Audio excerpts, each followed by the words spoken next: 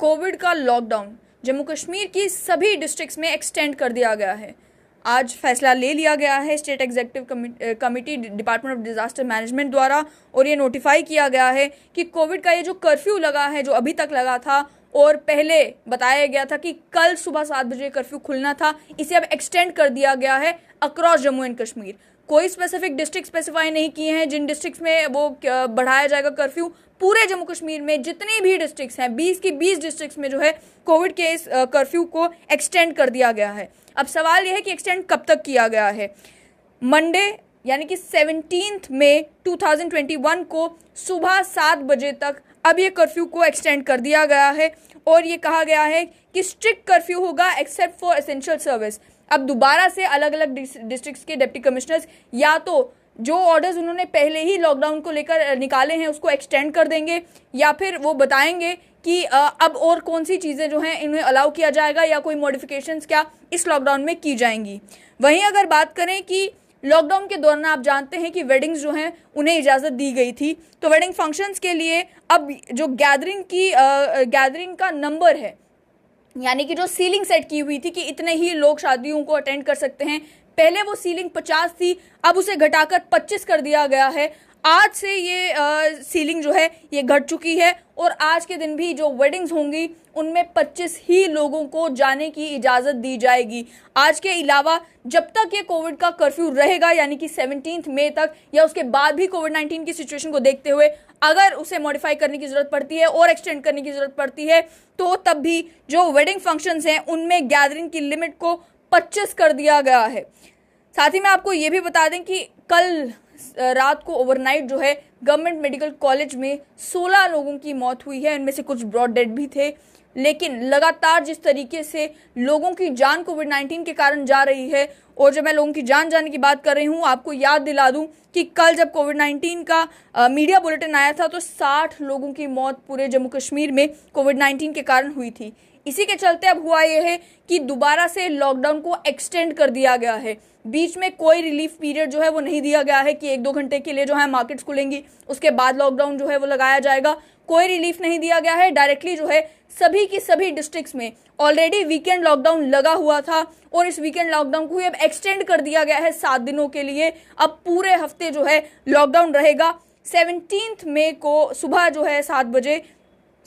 बजे लॉकडाउन खोला जाएगा। साथ ही में आपको ये भी बताएं कि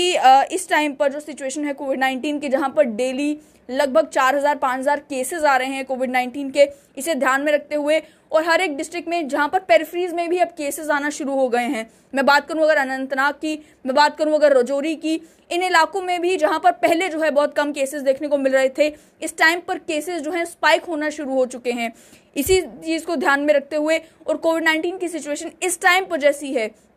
क्योंकि डॉक्टर्स ये प्रिडिक्ट कर रहे थे कि मई के 3rd वीक तक जो है पीक तक हम पहुंच सकते हैं, या फिर ये पीक है, यहाँ से जो है हालात अब ठीक होना शुरू हो जाएंगे। इन सभी बातों को ध्यान में रखते हुए कि कोविड-19 के केसेस को किस तरीके से कंट्रोल में लाया जा सके, लॉकडाउन को 7 दिनों के लिए एक्सटेंड कर दिया गया है। शुरुआत हुई थी 84 आवर लॉन्ग लॉकडाउन से, और तब से एक्सटेंड होते होते लगभग 12 दिन का वक्फा जो है वो गुजर चुका है लॉकडाउन लगे हुए, और अब 7 दिन के लिए और जो है वो लॉकडाउन लग जाएगा। लगभग जो है 20 दिनों का ये लॉकडाउन जो है वो जम्मू कश्मीर में पहले अलग अलग डिस्ट्रिक्ट्स में लगाया गया। पहले 8 डिस्ट्रिक्ट स्पेसिफाई किए गए, फिर और डिस्ट्रिक्ट्स को ऐड किया गया, फिर वीकेंड लॉकडाउन जो है वो सभी डिस्ट्रिक्ट्स में कर दिया गया। अब ये जो लॉकडाउन की एक्सटेंशन है ये जम्मू कश्मीर की हर एक डिस्ट्रिक्ट में होगी। साथ ही आपको ये भी बता दें कि अगर गवर्नमेंट मेडिकल कॉलेज की बात की जाए, जहां पर कोविड-19 के पेशेंट्स को ट्रीट किया जा रहा है, यानी अस्पतालों की बात की जाए, डॉक्टर्स वहां पर जो रेजिडेंट डॉक्टर्स हैं, जो पीजी डॉक्टर्स हैं, वो ये बता रहे हैं, और ट्विटर के जरिए ट्वीट करके भी ये बता रहे हैं कि जो अलग अलग वार्ड्स हैं, आईसीयू वार्ड नहीं, एचडीयू वार्ड नहीं, सीसीयू नहीं, बल्कि जो बाकी वार्ड्स, एडिशनल वार्ड्स बनाए गए हैं जहां पर बेड कैपेसिटी इंक्रीज की गई है ताकि ज़्यादा कोविड के पेशेंट्स को अकोमोडेट किया जा सके, जहां पर ऑक्सीजन प्रोवाइड की गई है, वहां पर बाईपैप की, वेंटिलेटर्स की कमी देखने को मिल रही है। जो पेशेंट तो आईसीयू तो पहुंच जाता है, एचडीयू में पहुंच जाता है, उन्हें प्रॉपर ट्रीटमेंट मिल रहा है, और ट्रीटमेंट तो बाकी वार्ड्स में मिल रहा है, लेकिन वहां पर अगर कोई पेशेंट अचानक से सीरियस हो जाता है, जिसे वेंटिलेटर की ज़रूरत पड़ती है, बाईपैप की ज़रूरत पड़ती है, तो उन्हीं डॉक्टर्स का ये कहना है कि वो अटेंडेंट को खुद जाकर मार्केट से बाईपैप अरेंज करना पड़ रहा है। वो चीज़ें जो है वो अवेलेबल नहीं हो पा रही। साथ ही में अलग अलग हॉस्पिटल्स में जम्मू के अगर अलग अलग पेरिफेरीज में देखा जाए तो वहाँ पर वो अस्पताल भी हैं जहाँ पर वेंटिलेटर प्रोवाइड किए गए हैं, लेकिन जहाँ पर फिलहाल जो है किसी भी कोविड पेशेंट को ट्रीट नहीं किया जा रहा। तो क्या ऐसा नहीं हो सकता कि उन अस्पतालों से उन वेंटिलेटर्स को, वाइपअप मशीन्स को लाया जा सके गवर्नमेंट मेडिकल कॉलेज, जहां पर इस समय लोड बहुत ज़्यादा है। और अगर मैं बात करूं कोविड-19 के पेशेंट्स की, डेली जो है एडमिशन्स जो हैं होती जा रही हैं गवर्नमेंट मेडिकल कॉलेज में, और कल का भी जो बुलेटिन था उसके अकॉर्डिंग लगभग 400 पेशेंट जो है वो केवल गवर्नमेंट मेडिकल कॉलेज जम्मू में एडमिट था, और ये 400 को 400 पेशेंट जो है ये कोविड पॉजिटिव है। आप समझ सकते हैं कि इनमें से कितने ऐसे पेशेंट्स होंगे जिनकी हालात सीरियस होंगी, क्योंकि डॉक्टर्स भी ये कह रहे हैं कि जब पेशेंट अस्पताल पहुंच रहा है तो वो सीरियस कंडीशन में अस्पताल पहुंच रहा है। ऐसे में आप उसे नॉर्मली वार्ड में नहीं रख सकते, उसे इमीडिएटली जो है अगर वेंटिलेटर की ज़रूरत पड़ सकती है, उसे इमीडिएट जो है हाई फ्लो ऑक्सीजन की ज़रूरत पड़ सकती है। और इन सभी चीज़ों को इंश्योर करने के लिए अभी जहां पर आईसीयू में आपकी एक भी जगह जो है वो खाली नहीं है गवर्नमेंट मेडिकल कॉलेज में, और ये डेटा मेरा नहीं है, ये डेटा सरकारी डेटा है। सरकारी डेटा में गवर्नमेंट मेडिकल कॉलेज में बताया गया है कि आईसीयू में एक भी बेड अवेलेबल नहीं है, और बाकी जो नॉर्मल आइसोलेशन बेड्स भी हैं केवल 19 बेड्स अवेलेबल हैं। और जहां तक बात है 19 एडमिशन्स की, वो ओवरनाइट जो है वो गवर्नमेंट मेडिकल कॉलेज में होती है। ऐसा वहां के डॉक्टर्स बताते हैं कि रातों रात कई सारे पेशेंट जो है वो अस्पताल पहुंचते हैं और काफ़ी सीरियस हालत में जो है अस्पताल पहुंचते हैं। ऐसे में जहां पर ये सिचुएशन जो है गवर्नमेंट मेडिकल कॉलेज की है, इंश्योर करना होगा कि जिन जिन चीज़ों की ज़रूरत है, जिस इंफ्रास्ट्रक्चर की ज़रूरत है, वो इंफ्रास्ट्रक्चर गवर्नमेंट मेडिकल कॉलेज को मिले। और साथ ही में लोड कम करने के लिए और इस इन्फेक्शन को रोकने के लिए जहां ये ज़रूरी है कि आप लॉकडाउन लगा रहे हैं ताकि जो है लोग इकट्ठा ना हो, भीड़ ना करें, वहीं डॉक्टर अनिल शर्मा ने जैसे बताया था कि आपने जो टाइमिंग्स रखे हैं कर्फ्यू में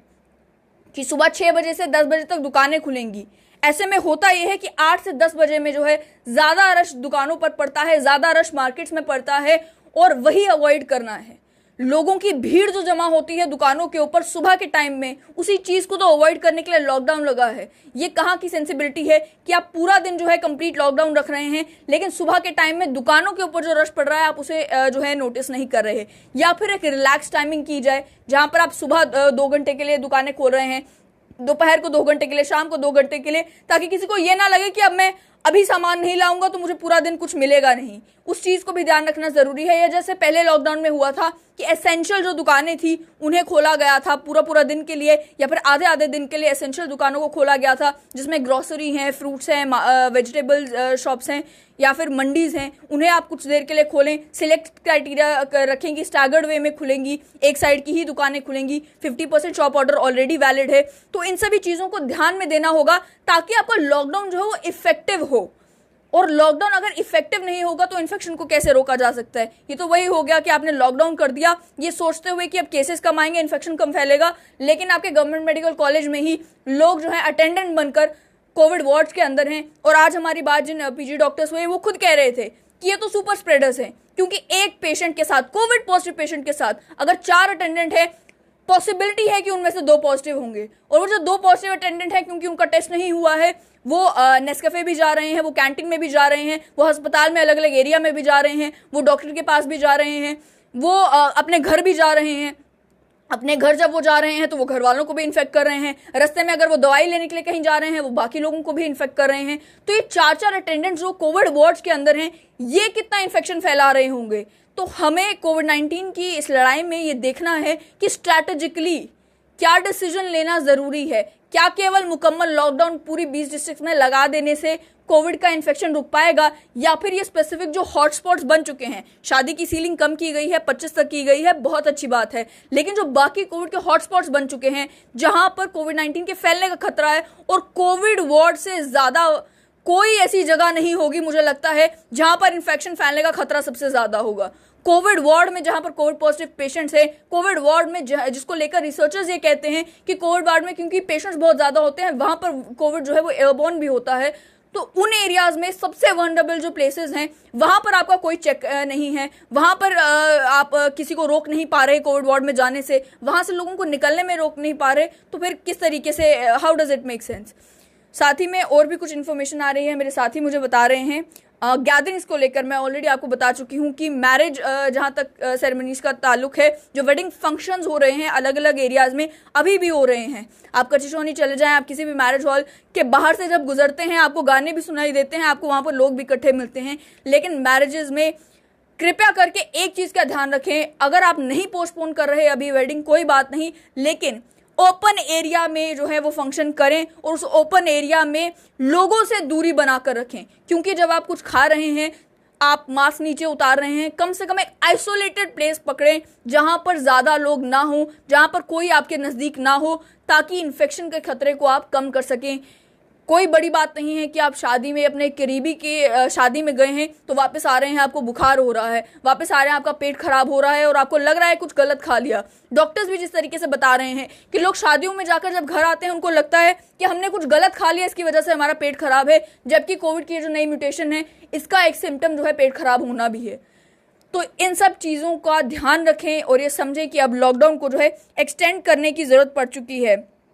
बहुत सारे लोग कह रहे हैं कि आम आदमी को कोरोना से दिक्कत हो रही है, गवर्नमेंट को बोलो पैकेज की बात की जाए आम आदमी के लिए। देखिए, जान बचेगी, पहले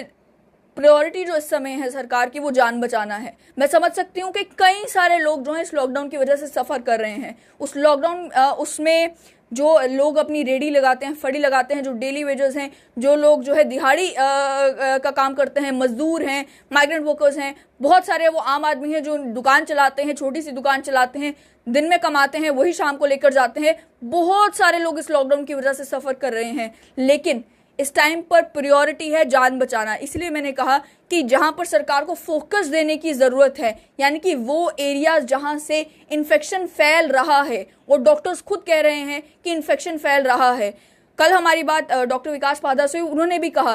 कि ये तो प्रोटोकॉल कहीं पर नहीं है कि कोविड वार्ड में आप किसी को भी बिना पीपीई किट के भेज दें।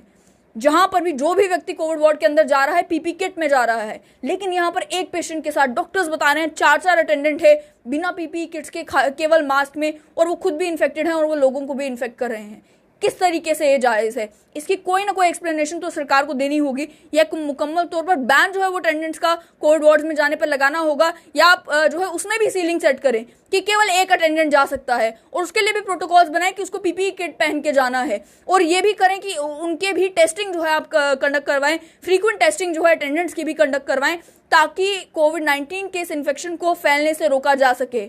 क्या केवल दुकानदार ही कोविड फैला रहा है? क्या अस्पताल में कोविड नहीं फैल सकता? क्या केवल वो व्यक्ति जो रेडी चला रहा है वही कोविड फैला रहा है? हर एक जगह पर चेक्स एंड बैलेंसेस की ज़रूरत है, हर एक जगह पर फोकस देने की ज़रूरत है। और साथ ही में अभी अगर बात करें, आखिर में दोबारा आपको बता दूं कि जितने भी डिस्ट्रिक्ट्स हैं जम्मू कश्मीर के, सभी डिस्ट्रिक्ट्स में वीकेंड लॉकडाउन लगा हुआ था। अब इस लॉकडाउन को 7 दिनों के लिए एक्सटेंड कर दिया गया है। पहले मंडे सुबह 7 बजे ये लॉकडाउन जो है यानी कि कल के दिन खुलना था, अब ये लॉकडाउन नहीं खुलेगा। अब डायरेक्टली 17 मई